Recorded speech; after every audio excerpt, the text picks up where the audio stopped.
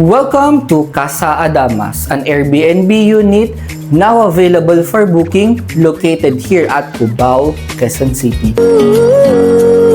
You've got me thinking she's so cool, but I know that it's just another dude. Ooh, that's so true.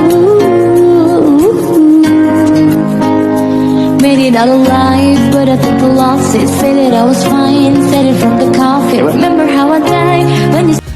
Yun guys, finally yung pinurchase nating unit na condo is available na siya for booking ng Airbnb. So rates natin is PM nyo lang ako kung how much siya. And ang kagandahan po is talagang kompleto or kinumpleto namin yung mga gamit dito sa loob. Saan nyo po ako itutour ko kayo. So sa likod ko po, kasama na po yung bed. Then may bedsheet na rin yan. Then we have 2 pillows. Yan. And also meron din tayo ditong lamp. Yung window natin is may curtains na rin siya. Na rin tayong aircon. TV natin is 55 inches. Nakakabit na rin siya. We also have table. Yung may blessing kasi sa kabilang unit. So yung dalawang chair is hinaram pero meron tong kasamang dalawang chair. Cabinet, meron na rin siyang kasama.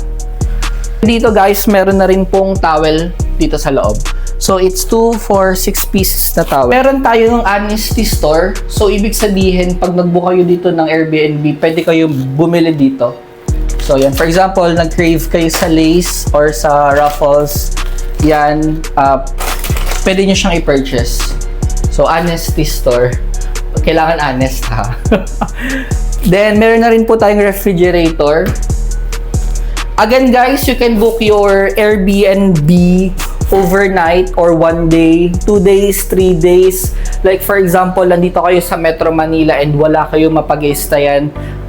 By the way, shoutout po sa mga family and friends ko sa Laguna. If wala pa kayong mapag-stayan, you can book Airbnb here sa unit namin. Bibigyan ko kayong discount. Meron po tayo ditong range hood. Ayan. So meron na rin po tayong cooktop burner.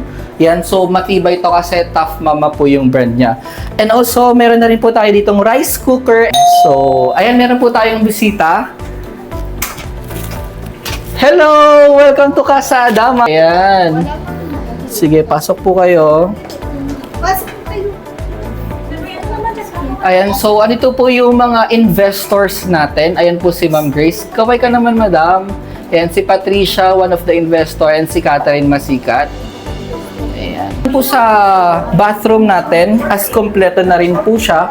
Meron po tayo ditong mirror, sink, bowl, then bidet, meron na rin po tayong bidet, and shower, and pinaka-favorite ko sa lahat, kapag nag-Airbnb or nag-hotel ako, yung water heater. Water heater! So, meron tayong water heater. Ito yung pinaka-favorite ko. Finishing niya. Naka-tiles na yung sa kitchen area natin. Then, meron na rin po tayo ditong grease trap sa loob. Then we have over and under cabinet. So as pag nag-Airbnb kayo dito, pwede nyo ilagay dito yung mga gamit nyo. Pero meron na kaming readyng mga glasses and plates. And may mga pangluto na rin dyan. In case na kung gusto nyo mag-cook dito, pwede rin. You've got me thinking she's so cool, but I know that it's just another dude. Ooh, that's so true.